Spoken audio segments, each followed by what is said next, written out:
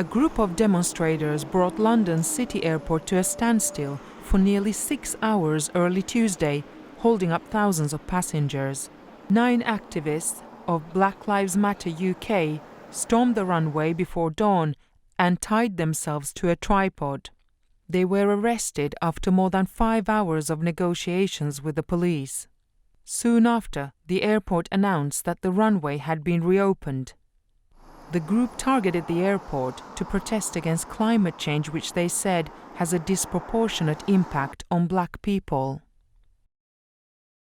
A demonstration by the group last month closed a road leading to London's Heathrow Airport.